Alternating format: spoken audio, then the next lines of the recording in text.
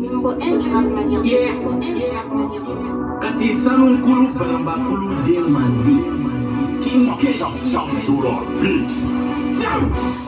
Ulang pro. Ganya. Apa dem sanu yo ko polite sa bali. Okay. Il est dans ce jour cabinet rapu massacre. Rapu dans le menu rapu jole taille. Jakuma kowara bingera jakuma warai. Ala here kene ala pama bai jam biti ya iru la bodanga tango. Biti ya kina ku te ko info jam bara kene na uka panuna turango. Biti te play azmita de muambo. Wala nye banga kwa ujabira nye sampi mali rapu la kopani ngono kasira. Wala ne paga dwa ujabira mandi mununi ala yake binu be parala abeke demina nete abeke chemina nete nabeto chemina nete aye kuma manufe aye kuma fanufe klashi inine paro komi julche sige kene mo kati kama jinede nina dobe tiempo sige kene mo pandera uligido pelanto buranko Maria Cafadin Doro Maria Cafadin Doro Maria Cafadin Doro Maneta Nyosoro Mi Alapu Kabine Willama Bokabi Makelulu ni kuja ina for Oxby Alamantil Mangoya ina for Talbi De Karontige Igo Iba Wan GMNC Woloba Nyumantigi ya Bedakana Woloba Nyumantigi ya Bedakana Ala eni ninyema Mwele katika waketi mwele nangama De baka malira kukolonde intene porne Ndale mbenga vila kono dogo ede sengene Msu dadi kadisi no trome kelete Kanu leitane wala itrome kelete Sige ekene mo katika wajinede Nina dobe tiempo Sige ekene mo Pandera uligido Bela tamo kurampo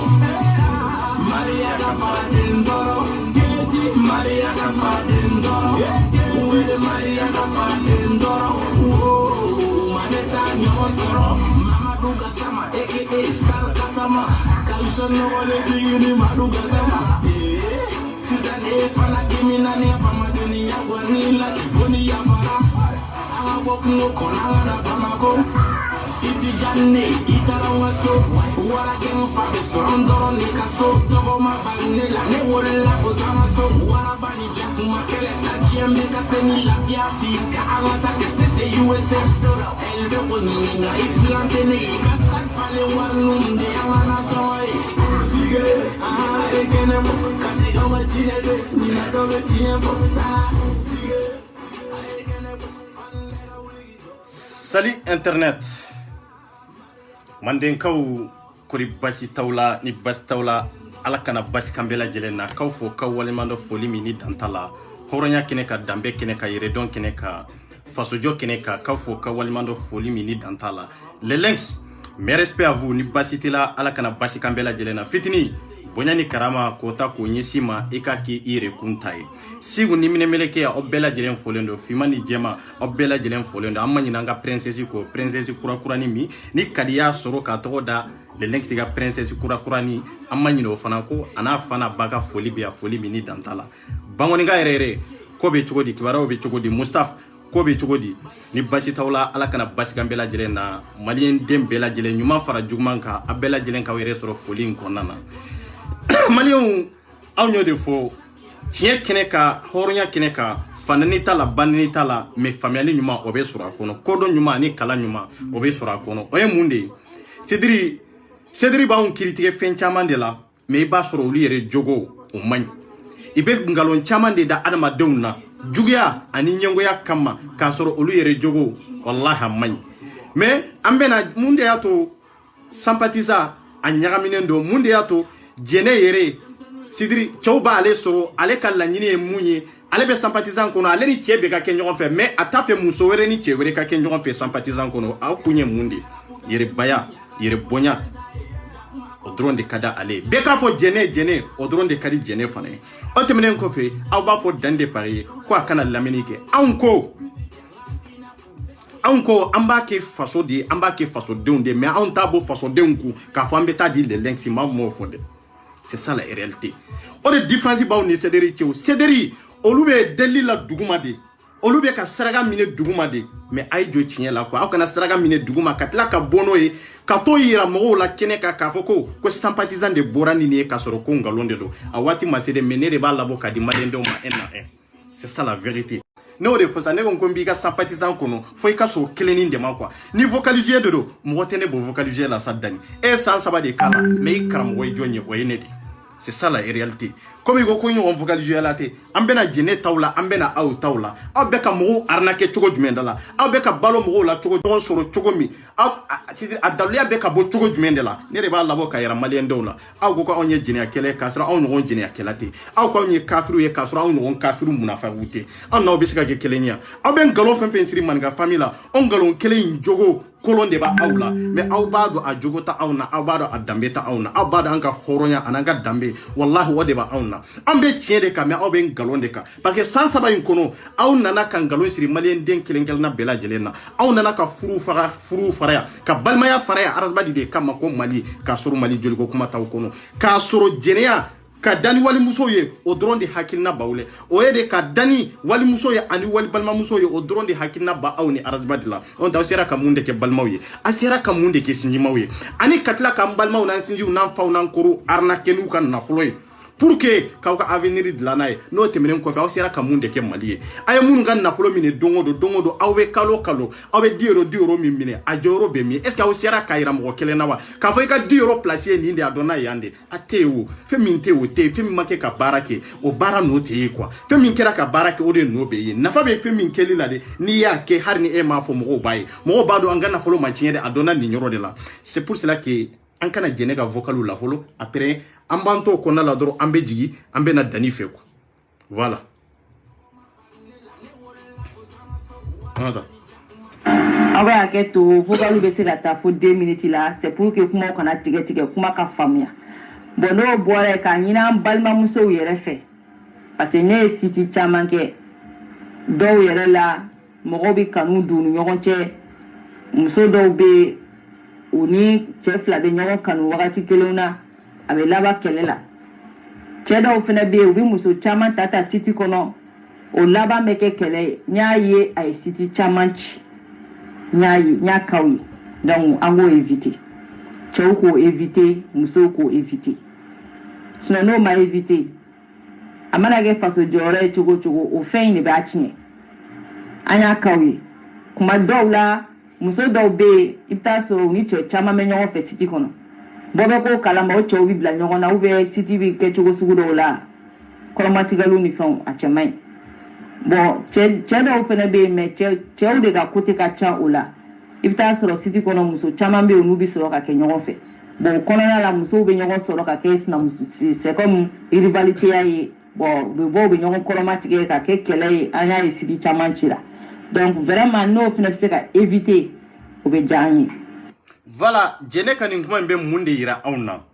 Nan kwambe do dine kono te dine kono na kuma yire adama denya yere ni jenyowa yere koso jene kaniye hasida ni nyongo ya di oye kelenye. Fulana jene ba do jene ba kalama kunjumende la jene ninfo parce que siti kono tiete tiemi jene kanu be tiemina o te siti kono folo o ya premier départ jene nyaba la folo la to tumbe fo siti kono tugo mi sisa biambe wati mina komi bi mata to fo ni kechugo la ni maudo na siti kono iteso ka jene fo o kechugo la aya do sisa siti che utafe muso utafe itora ka nyogonta kerefe olu fana be kanu were la parce que folo jene kanu tumbe bede la ni mindo na siti kono jene ni mindo na siti kono jene mais sisa oteka ke jel folo la jene tunte kuma sitika o mundi ata tunte kuma sitika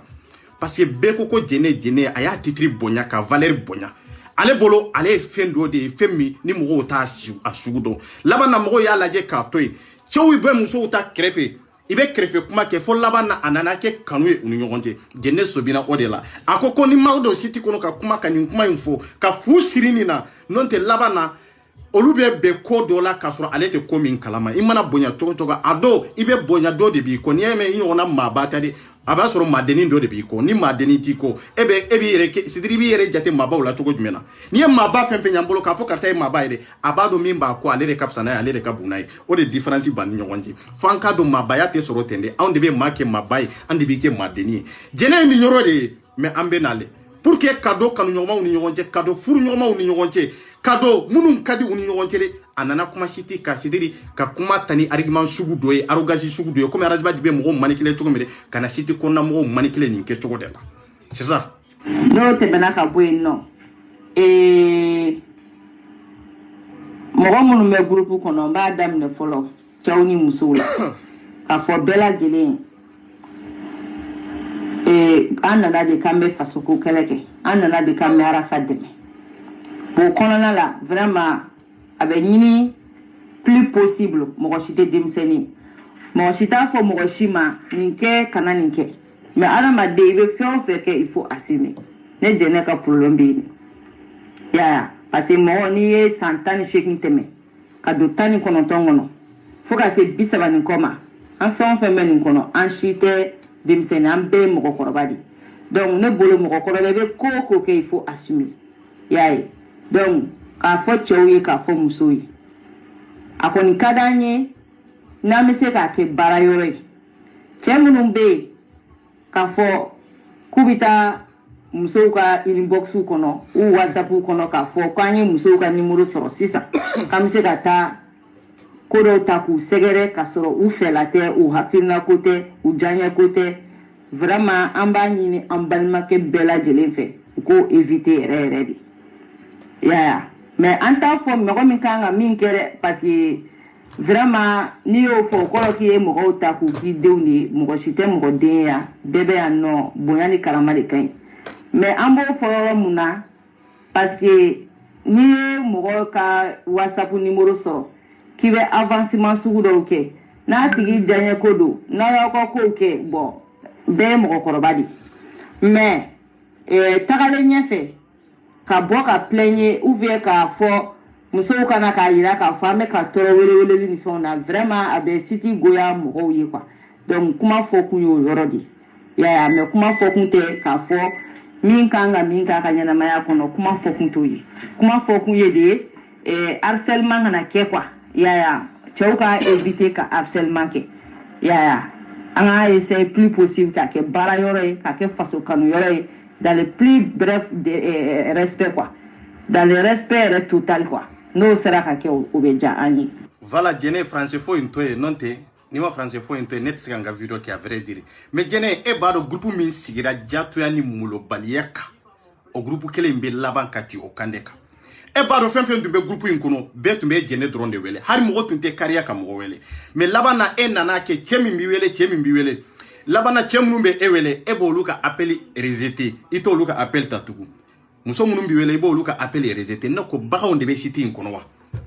a duralen don site kɔnɔ ka kuma ni ɲɔgɔn ye an m'a fɔ diinɛ ko de an ma diinɛ ko f'aw ye comme aw de nana sisan k'anw attaquer ni diinɛ ko ye bon ni diinɛ ko de don sisan mun de nana ni nin bɛɛ lajɛlen ye e ko e bɔra nin kalama cogo jumɛn na jɛnɛ i bɔra kalama kun min na e ka n'o ɲɛfɔ maliyɛndenw ɲɛ i ka se k'a faamu kosɛbɛ ko kun jumɛn de y'a to aw bɛ ɲɔgɔn ta en privé n'a laban bɛna kɛ kɛlɛ ye site kɔnɔ c'est ça la réalité a bɔra kalama cogo jumɛn na parce que a y'a dɔn cɛ t'a wele a y'a dɔn cɛ t'a fɛ a nege tɛ cɛ la a nege tɛ muso la c'est ça la réalité an ka taa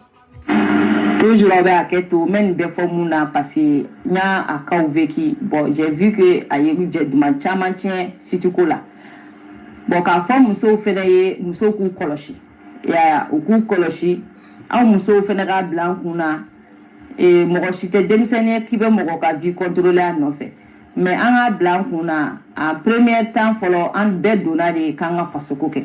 o kɔnɔna la ni fɛn minnu bɔra o kɔnɔ mɔgɔ si tɛ se k'o contrôler ni ala yɛrɛ ni i yɛrɛbakun tɛ mais k'a fɔ bɛɛ lajɛlen ye an k'a bila an kun na fɔlɔ an nana fɔlɔ de ka fasoko de kɛ n'o ye ka arasa dɛmɛ an nakunba ye o de fɔlɔ ye o de y'an ka premier objectif ye donc an ka premier laɲini y'o de donc an b'o de protéger fɔlɔ ko ko mana na ko bɛ don ko in tiɲɛ donc an b'an sɔn b'o la donc n b'o ɲini an balimamusow fɛnɛ fɛ voilà n bɛ nin yɔrɔnin ninnu fɔ entre parenthèses vraiment n y'a ye a ye site caman tiɲɛ vraiment n'an sera ka essayer ka an yɛrɛ bɔ o côtéw kɔnɔ dɔɔni a bɛ kusaya an ka site ma donc o tun ye dɔ fɛnɛ ka fɔ voilà jɛnɛ yani e ka taa site mɔgɔw la k'a fɔ ko olu kana kanu kɛ k'olu k'u cɛw lajɛ k'u to yen jɛnɛ ne ko i tun kan ka arasba di o conseil di arasba di fɔlɔ de ma parce que arasbadi de be malien dem bela jilenya ka fo ko ale be faso jola mais anya sura ale be muso nyini de la jene emingo ko be video ke la dongoro jene e be ka boli chew de no fe chew de be ka dani e enyon sungurumba flate France kono France muso la enyon sungurumba flate yani ka fo be mo la di jogo la ben folosa yani ka fo be kelia tola ko lu ni chewre be kuma ni chewre be communiquer ko oluka communication toy ko oluka kanu toy ko occuper arasbadi la ne ko ninto olula dia ou bien ala yo olu da chewte muso ute dia che kanuto la muso kanuto olula dia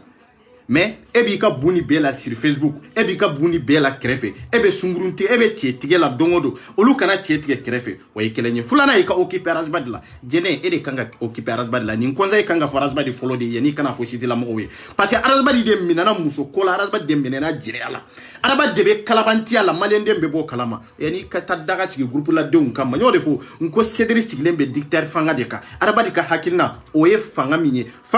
oye kuntlena kelende mo kelenka maka hadi wode ba ka mo nunu kunadi danio jeno no lu kuma ni minye odron de be marché e de la ka yiti kono ka foko cheba kono sympathisant kono ko muso ba kono min ka fota be mine ube mimi se kana ni fota mi no be se ni we son ka valider wallahi ati siti nunu kono kunjume de la yu mine baunde yu mine komi deunde yu mine komi demselu yu mine komi makorba munu hakili yerete iba fo ko mentalité yereto olula olute miri ite tashi mais olube miri ni jene ni dani ka hakilna de dani jene be miri ni jonka miri o yarasbadi kan mirnay mais arabadi kan nafa dorontele non te tunganga tani conseil de arabadi tema arabadi kan muso ko kera ya foka teme au kama horonya ni dambe kama ani jamana kanu kama au tunganga bo arabadi iye minke amabe chechela ijotala mais nintato nambe boyko au tunganga ni kuma de fo malendo nkado ka fa be chinyeka mais ya ka jato yana ka mulobali yake sur YouTube kana bla Google ka kana bla sur les réseaux sociaux au mabo ha donkele ka fo arasbadi be ka minka mabe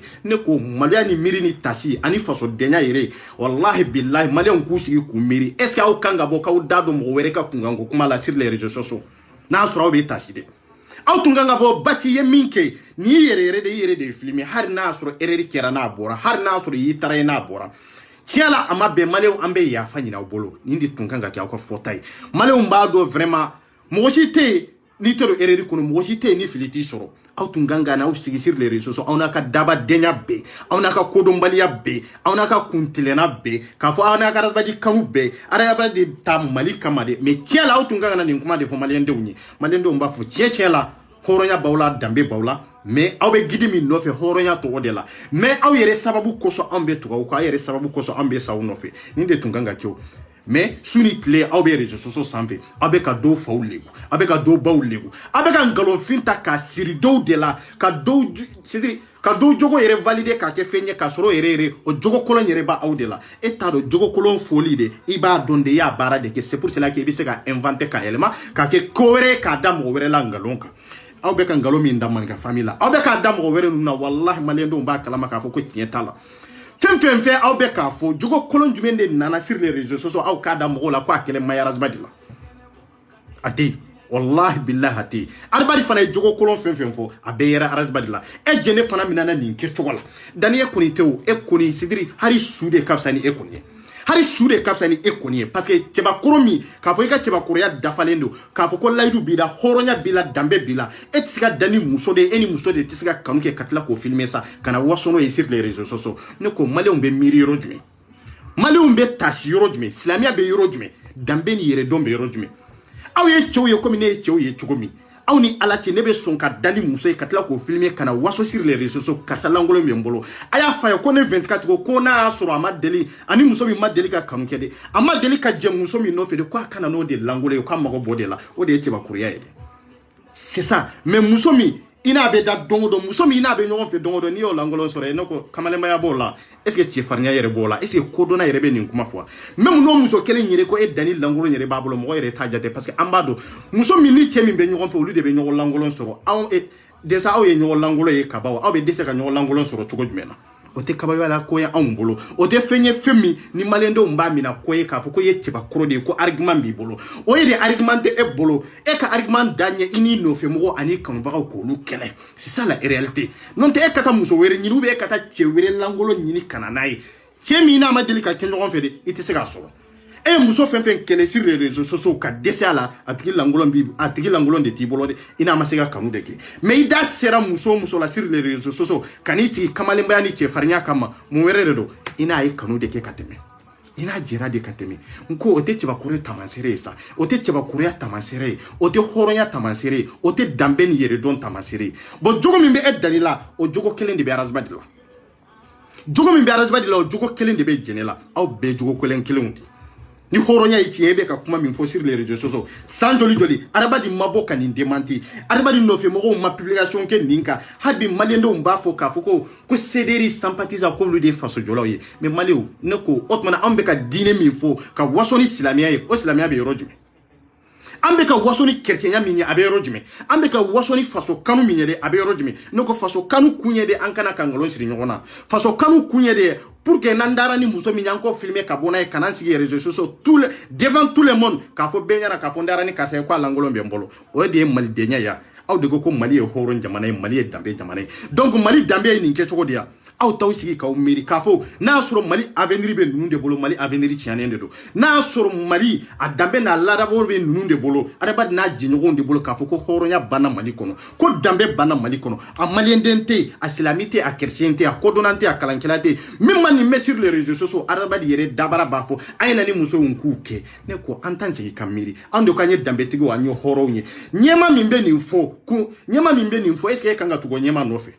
ni alimami ye nin fɔ min bari sanfɛ i b'a bila i tɛ sala a ka misiri kɔnɔ tugun ni jamana jɔ ni bɛ ka ye nin kuma fɔ sini an b'a fɔ k'a ka jigin ka bɔ kuluba kun jumɛn de la parce que a bɛ place dɔ de la maliyɛndenw ye an dara la k'a bila yɔrɔ dɔ de la bon an dun dara de la k'a bila an ɲɛ de o hɔrɔnya kama a n'o danbe kama a n'o maabaya min taara ka da kan a n'o danaya min taara ka da kan ale ma maloya ka miiri ka taasi de don o don a b'a fɔ a ka kuma kɔnɔ ko mun de la a ye na ni muso in k'u kɛ o danni kelen nana ka nin de fɔ minnu bɛ kuma ni arazba de ka idéologie ye o jɛnɛ kelen ninnu bɛ nin de fɔ ko morikɛw ka muso ko kɛ musow la i k'a kɛ u baw la k'a k'u kɔrɔmusow la hali n'ale yɛrɛ sɔrɔla i ka danna ale yɛrɛ aw t'aw sigi k'aw miiri n'an ko danbe bɛ ninnu na wa n'an ko hɔrɔnya bɛ ninnu na wa aw delila ka nin kuma mɛn maninka famille cɛ kelen jumɛn de da la aw delila ka nin kuma mɛn EPR cɛ kelen jumɛn de da la a tɛ yen o parce que aw ladabulen de don hɔrɔnya de b'anw bolo danbe de b'anw bolo limaniya de b'anw na anw tilenna ye mɔgɔ min ye o ye le lɛnsi de ye a ko hɔrɔnya ni danbe de hɔrɔnya danbe tɛ mɔgɔ la e t'i ka kuma fɔta i t'a wɔlɔma yɛrɛdon tɛ mɔgɔ la i ka kuma fɔta wallahi i t'a wɔlɔma wallahi i t'a o c'est pour cela que a tɛ ninnu si la mɔgɔ yɛrɛ tɛ ninnu siya yɛrɛ si dɔn mɔgɔ tɛ jɛnɛ yɛrɛ siya dɔn hali ni ye jɛnɛ yɛrɛ lajɛ i b'a fɔ ko maliyɛn d'origine yɛrɛ tɛ hali ni ye dani yɛrɛ lajɛ i b'a fɔ ko maliyɛn yɛrɛ d'origine yɛrɛ tɛ parce que qualité mun b'u la modèle sugu mun b'u la an'u bɛ kuma sugu minnu kɛ an'u bɛ ko sugu minnu kɛ maliyɛnden halala t'a kɛ n'o tɛ i tɛ mɔgɔ si ni maliyɛndenya tɛ a lajɛ a ye taa sɛgɛsɛgɛ kosɛbɛ k'a ɲɛdɔn est ce que maliyɛnden yɛrɛ halala bɛ nin kuma ninnu fɔ wa n'a sɔrɔ a kan ka kɛ a man kan ka kɛ o donc aw tugulen bɛ CDR de ko nin ka ɲi kan aw de ko ko aw bɛ su aw bɛ sali mais minnu bɛ nin manamana ko kɛ kana muso langolon bila sur les réseaux sociaux minnu bɛ na nin manamana ko kɛ ka n'u sigi k'a fɔ ko wa ko nara ni karisa ko a langolon bɛ n bolo aw k'aw bɛ su aw bɛ sali aw ye silamɛdenw de aw ko olu de ka hakilina ka da aw ye aw ka silamɛya bɛ min aw ka diinɛ bɛ min aw ka yɛrɛdɔn bɛ min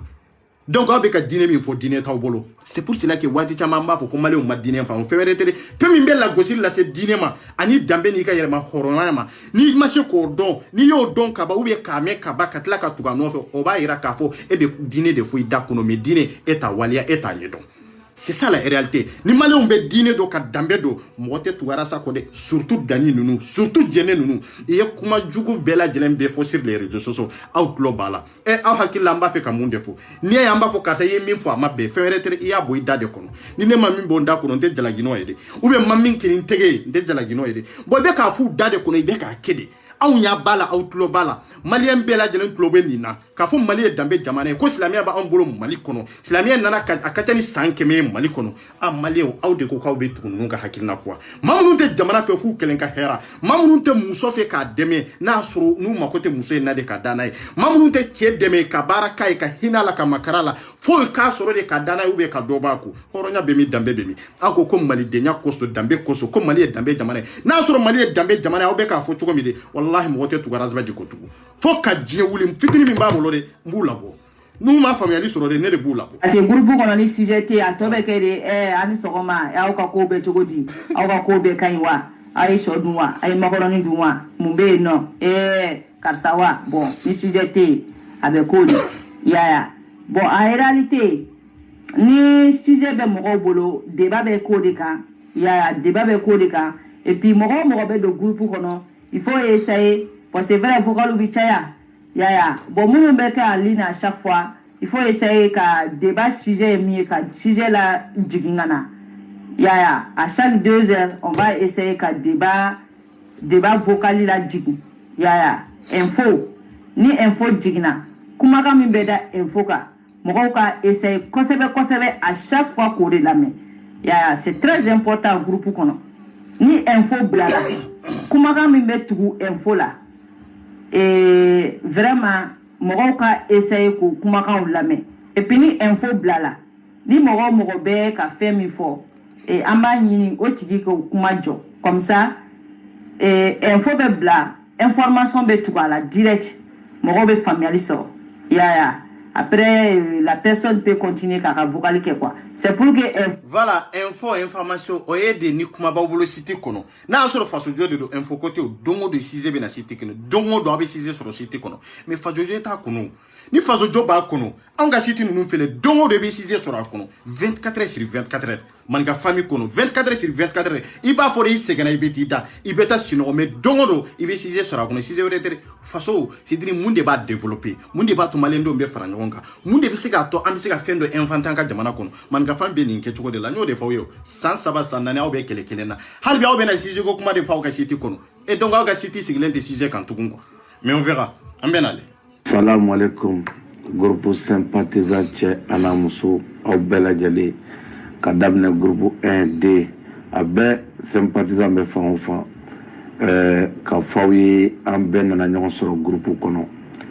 nin ye kumakan ni ka bɔ bureau kɔnɔna la ka na n'a ye groupe donc an bɛ yɔrɔ min na sisan nɔ groupe in n'an b'a ta jɛkulu inshallah ni an ka récépissé bɔra ka groupe in ta k'a ta k'a dan kun groupe in ye c'est-à-dire maliyɛnw jigi de ye groupe in ye arasa jigi de ye groupe in ye sedɛriw jigi ye jɛkulu in ye an bɛɛ lajɛlen de jigi ye dogona foyi ni jɛkulu anw si tɛ place ɲini n'a ye n'i ko ko maliyɛn jɛkulu a jɛkulu barikalen maliyɛn jɛkulu ɲagami tɛ min na wallahi sympathisant don an bɛɛ ŋaniya de kelen voilà malama ya mere ko ni ame malien jekulu barika ni fanga be mina de ko sympathisant de do i b'a fɔ ko malien jekulu min be n'a barika bana malien jekulu min be n'a sigilen be kalabantiya ni jɛnɛ ni arnaqueria kande o de arasba di ka jekulu ye n'o ye sympathisant wallahi aw ko sympathisant sigilen do arasba di kama aw b'a fɔ ko mali aw b'a fɔ arasba di cɛw ye ngalon de ye sa wallahi wo ye ngalon de parce que aw ɲa tɛ fɛn na fɛn min aw sera ka kɛ mali ye c'est dire aw kana mali tɔgɔ kɛ ka maliyɛndenw de arnaquer fo maliyɛndenw ka nin de faamu bɛɛ b'a fɔ n bɛ baara kɛ ni mali ye bɛɛ b'a fɔ n bɛ mali de dɛmɛ mais cɛ jumɛn de bɛ yen min sera ka baara kɛ n'o yira aw la k'a fɔ ko n ye nin de kɛ mali ye fo maliyɛnw ka nin de faamu n'i y'a mɛn i bɛ kɛ mairie ye i ye baara dɔ de kɛ commune kɔnɔ commune denw b'o de lajɛ pour que ka se k'i ta ka vote k'i ye i ka kɛ mairie ye n'i ye député ye ou bien n'i ye fɛn wɛrɛ ye pour que i k'a dɔn i ye baara jumɛn de kɛ jamana kɔnɔ yanni i ka nin ɲini bon adamaden ye baara jumɛn de kɛ jamana kɔnɔ bien vrai que adamaden tun bɛ kɛ révolutionnaire ye waati min est ce que fɛn de tun b'a quoi bɛɛ b'a dɔn fɛn tun t'a kun a kunsigi ɲagasalen de tun don a tun bɛ duloki kelen dɔrɔn de don tile 3 kɔnɔ bɛɛ b'o kalama mais sisan e ka arasba de lajɛ kɛ mun de nana n'a ye a ye nafolo min minɛ gouvernement na ani a ye nafolo min minɛ maliyɛndenw na c'est ça la réalité bon aw fana bɛ nin kɛcogo in de la aw bɛ mɔgɔw arnaquer ko an bɛ ka mali de dɛmɛ parce que ni ko aw yɛrɛ de bɛ n'a fɔ de ko n'i y'a mɛn arasba di dɔrɔn ko i ko mali de bon arasba di ni mali aw ni ala cɛ ninnu ye kelen ye wa est ce que kelenw de don an ka taa dɔrɔn an bɛ na le o maliyɛn jɛkulu k'a fɔ n bɛ ko dɔ kɛ ko dɔ kama sini k'a fɔ an bɛ place ɲini ayi anw tɛ place ɲini n'a ye anw tɛ foyi ɲini n'a ye adamaden dɔw de hinɛ b'aw na an bɛ minnu ta an bɛ degun minnu ta ka bɔ yen mais yanni an k'o kɛ an dalen don mɔgɔ min kan fɔlɔ ko mɔgɔ min bɛ yen n'o o kɛra an y'o de kanu an y'a fɔ programme dɔ de b'an bolo an bɛ fɛ k'o ta n'o ye rasbaci k'o bɔ o degun kɔnɔ mais voilà programme dɔ de b'an bolo an b'a fɛ k'o de ta n'o ye rasbaci ani n b'a fɛ ka baara kɛ mali kɔnɔ ani n b'a fɛ ka maliyɛndenw dɛmɛ olu tɛ kelen ye dɛ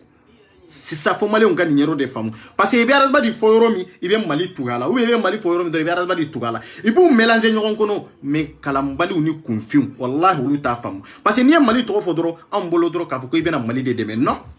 C'est pas ça. C'est dire que Mali deme. Ni c'est tu mets Mali deme. Au cas la jesa, au cas miri katachisa. Harna kera 40 € mi labo kalo nani kono 40 €. E ka se ka donro dondoro e ka se ka barake no esa.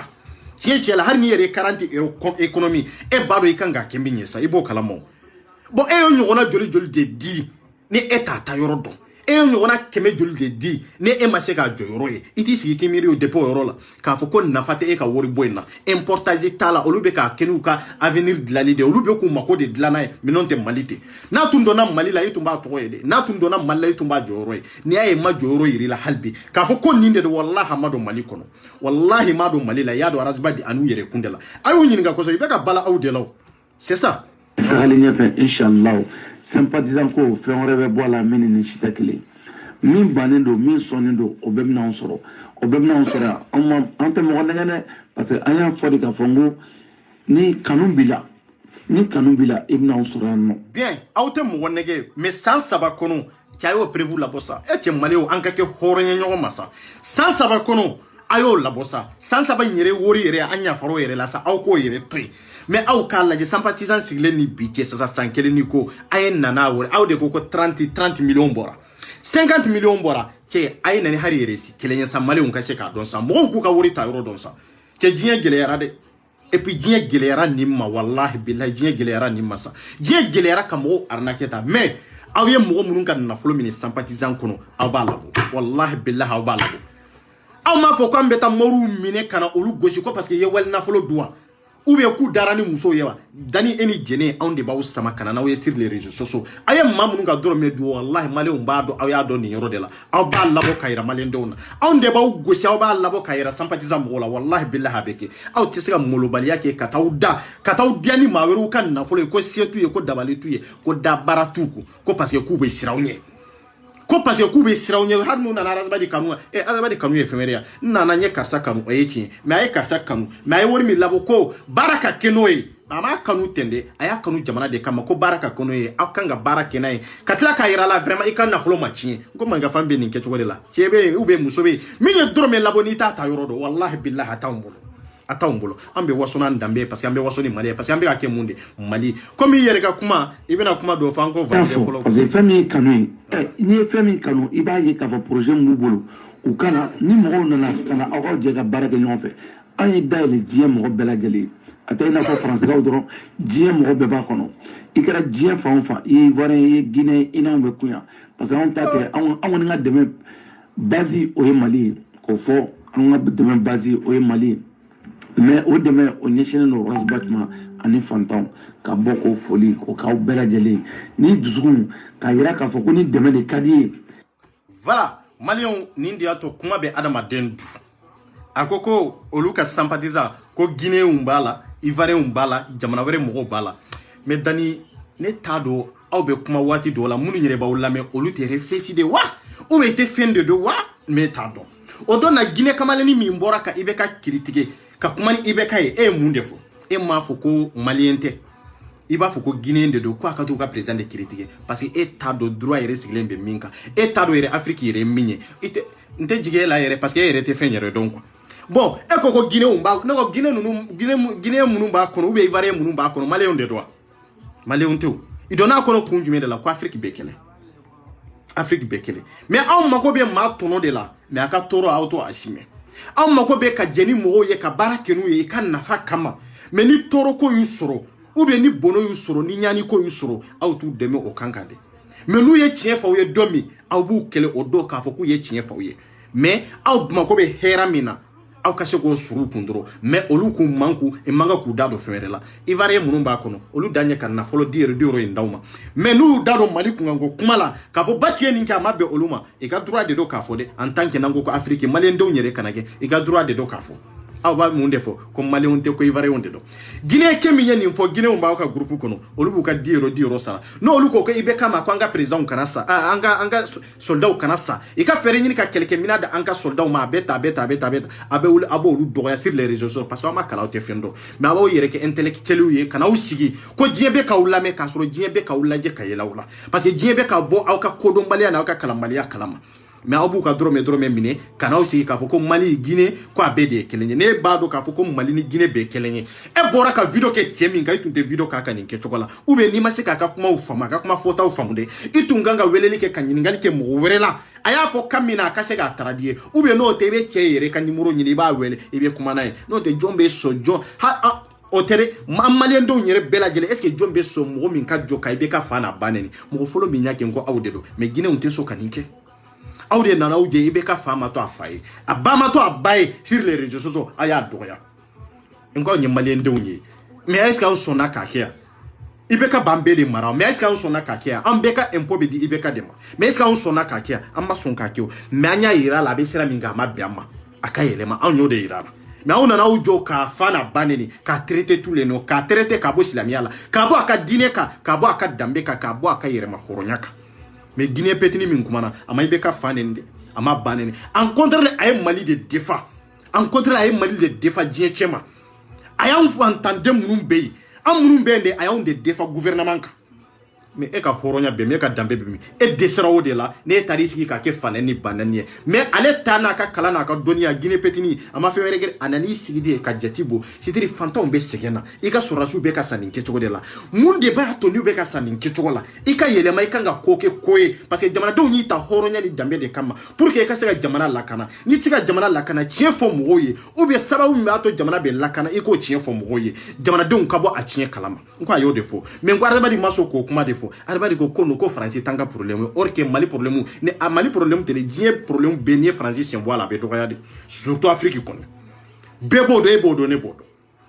e ka gidi mason ka tien fo mo mi nana aye tien fo ka sora ambo tien fo ka aw ta tora de argumenta o bolo kana o sigi fanane banane ou bien ni mo mi ya kumbo aw ta fere jo so inka surtout malien ka hari mo were ka video partager ka ka say tien fo de aw te sonde parce que aw ba fo de ko tien be arasba di contrôle la arasba di kuma na de o ay je kuma befo ni kuma na ka kuma bara te ka ke ni kuma na ka kuma kama ula convaincu o kofe ni na yi joni masika koke imasika koira mo la mawe tela mawe tirara ba di dado kana ka fotala même araba di jole ni ya di adama do mai bani wallahi billahi bani parce que horonte la dirite ay kuma bela jelen fo malien donyi ka malien jo nga horonyata ka mara yere bole ka malien do nga confiance ta ka mara yere bole ka malien ka dambeta ka da yere kunga wallahi ka yera ka fo malien do nebe sa no fe ni sade do nebe sa après malien do to be sa ne no fe ni prison don de nebe do prison na malien do be do prison na ne no fe mais horonya ni dambe kama au kala je sansa ba nkona azba di sera kamunde ay fem fo amaseka fo valide ay fem fo amaseka bona dalle amaseka bona prévu bo au ko halbi mo wode kono warazba di kele critical tere ambe ka min farazba di ya fo wa ube amafo ambe ka min fo bi kuma uyele mana wa ube ma yele ma kuma be ni nyoro de ka ambe ko di fo malen do nya ay tarazba di lame kunu ani bi kuna tumbe ka min fo horonya ani jamani kafani yada kono nana est ce que biabe se ko nyona kia est ce que sera ka mun kelende ke malen do ka se ka dala o ma se ka kew mais aya dagwa ka kuma ni ferte su do yanka confiance daka karsa walde ningoni wallahi ni tunya di bema antumba ke fenye femi nantachi ni tunya arjine da amma antumba kile da arazbadima mais bien be degré mina ni ye jahanaba kile di amma ambe mo folo min diga kono ka da fermer de waya arazbadide kunjumende la ay Mali la jaba kunjumende la ay Mali damentanya kunjumende la ay horonya bam Mali kono kunjumende la ay islamia yere bam Mali kono ay dine yere fara Mali kono kunjumende la fawni dew ay iblis ani setane do oluni nyokonje. C'est pour cela que Bini Jahanaba Kile Dinema nebe mo follow min bla kono yara badide ba bla kono kunjumende la ay mi toro mi lase Mali doma ba bla kono ninkaindeka. C'est ça la réalité. O Guinée on ba kono Guinée mun ba kono lube drome sara me manga ku dado ka foko adonata borata e confi un kada kono ke au ka doka kono au ba un soronye fedi. C'est ça. On de ko Afrique be amma go be bela be bisika kuma en tant qu'on nom de Afrique be fa kele ba kele e ko ko ma so de ma o do na e bora ga kele ke Bini en ani jo sympathisant sampe ka fo Guinée on ba kono Ivoire on ba kono no ko Ivoire munu ni Guinée munu ba kono oli e jondia malien de onde do no e kanga kuma ni Afrique de dani ni e ko do na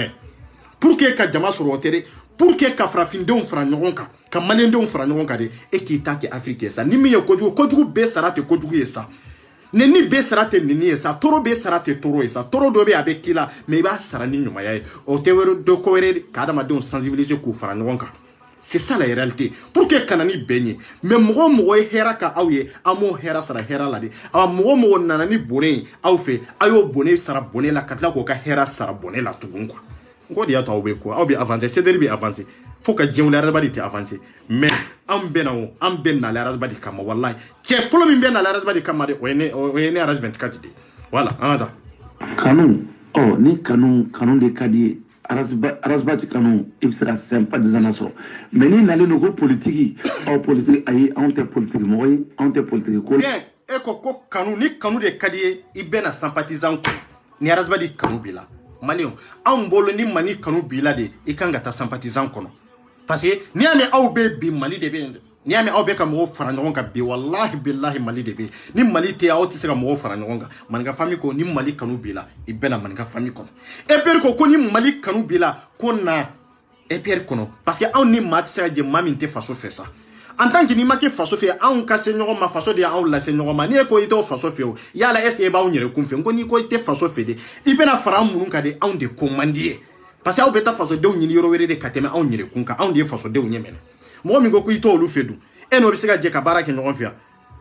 aw ko mo mi bi arasba di fede ni mo bi arasba di fe o kana mais had ni te mali fe ni be bati vedro nan ka baraka nyon fe aw ka faso jobe yoro dumi est-ce que litire ba aw bolo sur les réseaux sociaux folo ka fo mali nde nyewa argument ba aw bolo a tiete arasba di ka video kelala mo mbeni sigi ka maula convaincu a tiete a muso tawla mais aw da bara o drone de do kana o sigi doro ka malia ba o yere la na o dabara non ta mo yaraw ni malia te fly ni kelen drone de do araba di legura e dani legura e jene legura wallahi sur les réseaux sociaux jogo kolon fenfe a yeraw ka gidi la yeraw kelen na bela jelena horonya kama dambe kama aw be tege tara saki kelen de kono kana yera malendo na jonna na nay manika famille harbi aw be sur les réseaux sociaux aw be na doro ka video ke ka malia ni mbo aw yere la non c'est malé o nya don ka ba ya do feminyo c'est ça beta ika Facebook yere me yado feminye maloya minya au sorota no ene sorone te botunde ka fumbenda do maliko kumala ubiye kinda do tigi dala tuko ka fukombo tigi nunu ku kele ku kiritike ka dala ye horonya dado tona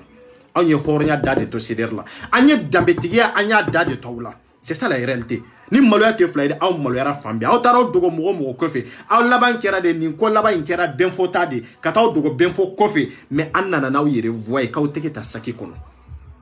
e male on bora kalama mais awbe na munde fo kana wisi sur les réseaux non amaketa do awbe kuma bama yele makata rojumi bagani saka munu ba bolo abi saka kuma bama yele ma olu boloki mais awon tede aw marla rasba di bolo ni ke togo indela mais awon tede munu ba bolo yi nute buni bebo nyona de olu de do non ta awon tede malien be familialiso malien be kodon sura kono be kalan sura kono donc on debe leçon morale de malien do na kasoro wallahi ambe ka keni mali to de antika keni yere antika keni waswe mais aw be na usigi yere foni yere ra jenante kuma e kan yere parce que o ede muso ibe kuma muso de ka même mo mi muso a yere teye ni muso minye ni da do dala dro ede ka ko be tinye ko ante jate muso la e ko ni be muso te chete ko e be ninke toko de la parce que muso mi nogolende muso mi ni ya ibe nyugana no de fawo aw nya be jene la sur les réseaux sociaux wallahi billahi malien munu be kofe malien munu ma delika jene face en face de ni e jene nyana face en face wallahi billahi ba ko 24 ni kuma fi ibe nyugu jene la ibe nyuga la parce que afari mani ibe nyuga la parce que afari be ketchoko mina ne folo dia fo sur les réseaux galon tala de mais munu yaaye olu be siga sharia wallahi billahi ben kali alala ala de be fagali ke ala de be kununi ke kiyama dom mais ni e jene wallahi be nyugana wallahi billahi galon tala de femere tere afari yere ketchoko aya afari tieni pour dide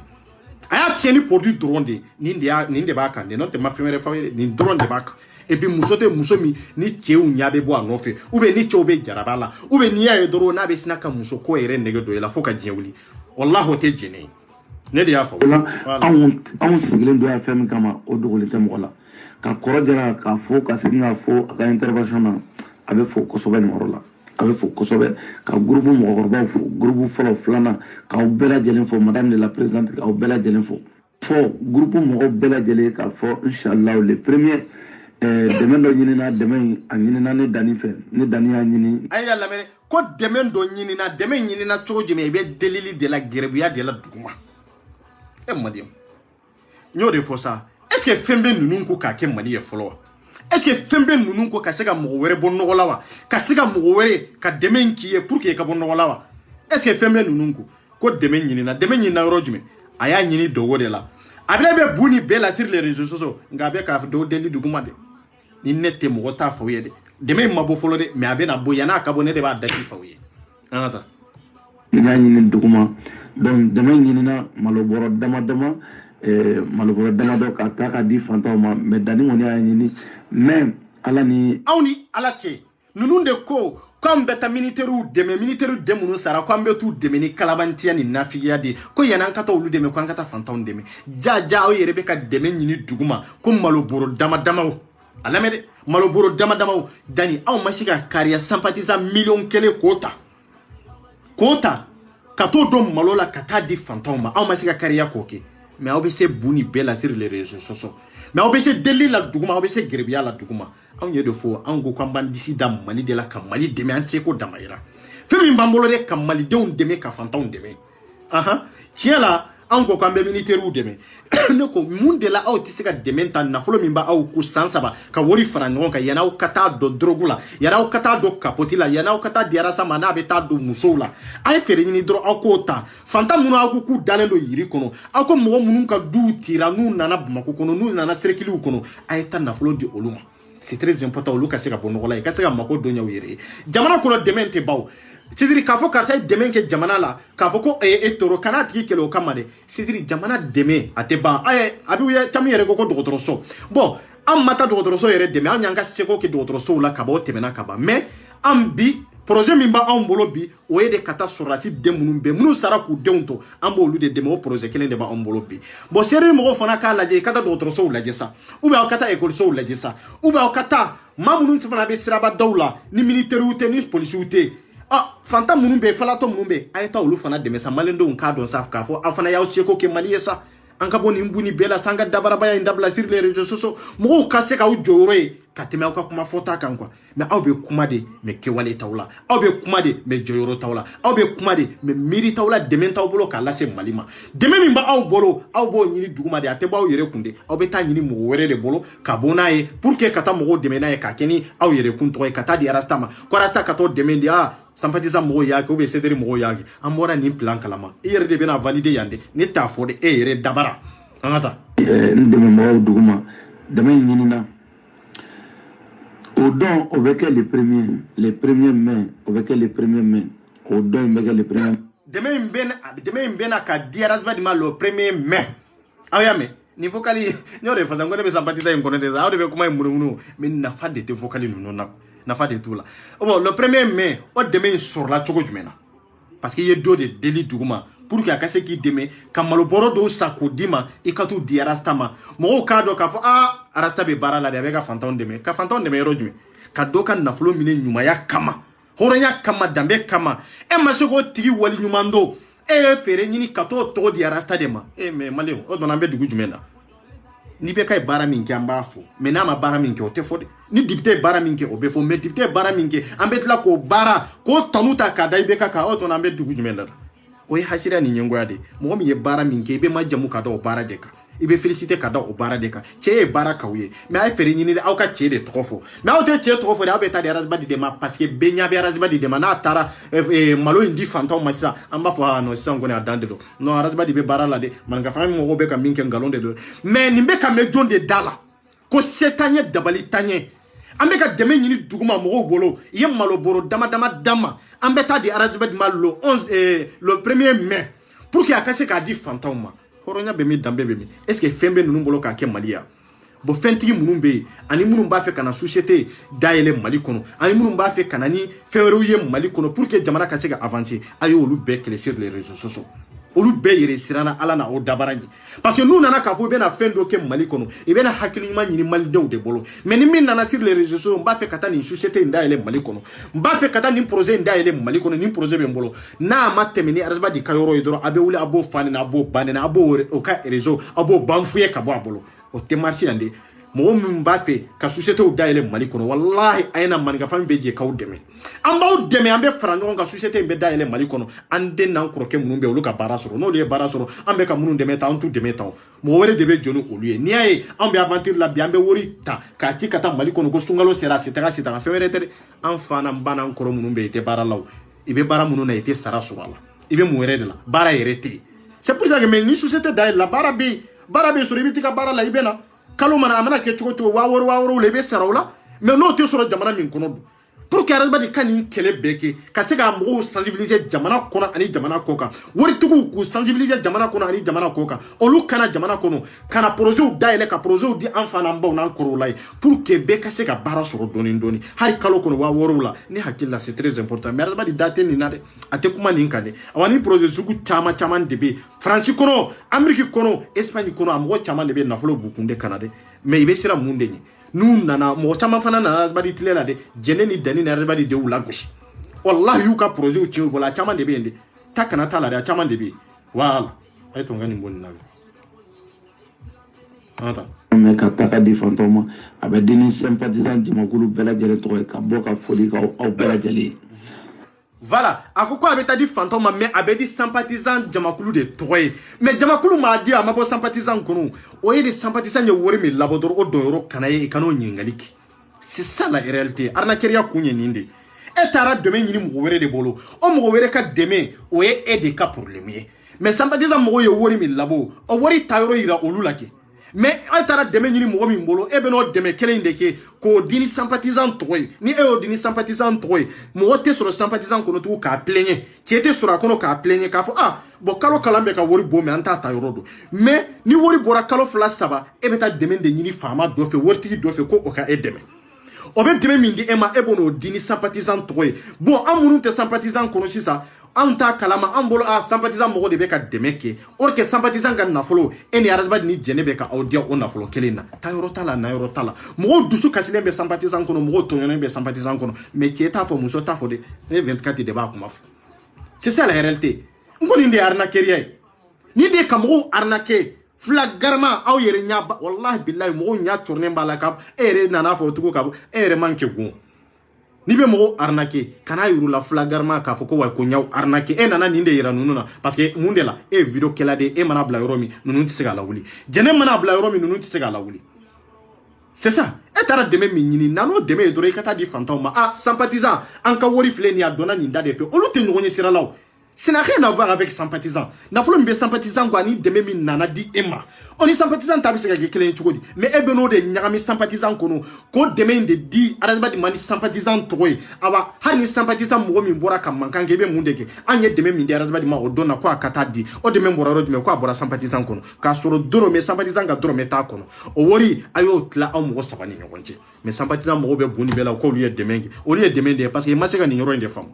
Voilà. On verra. Demain, au Nina avait passé Rosbach à Boloka.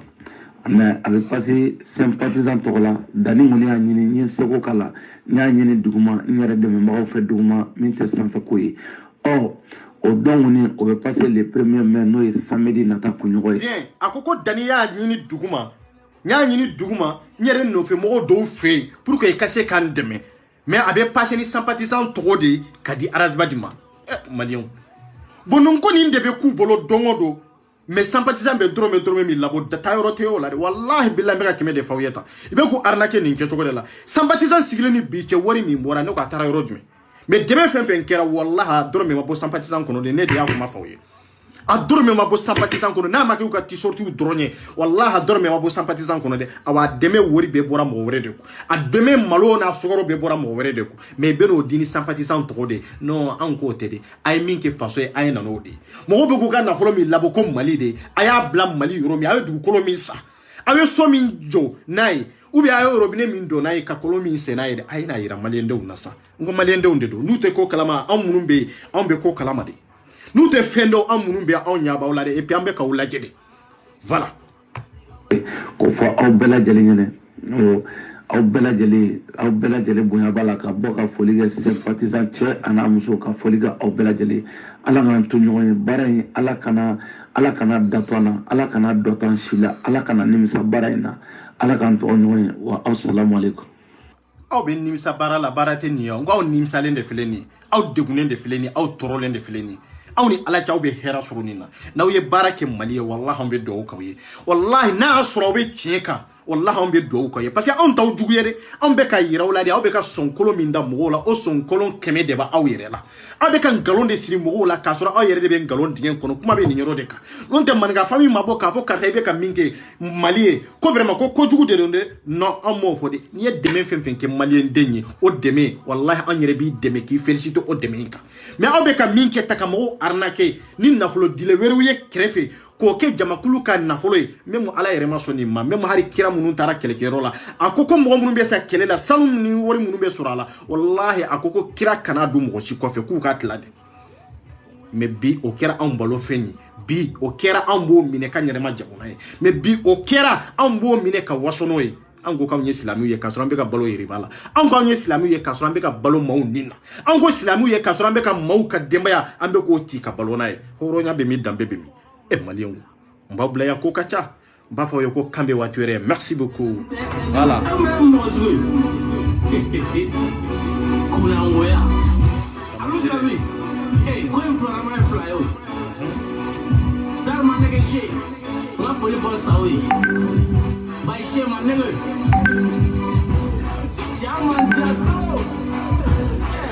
ça pas bizarre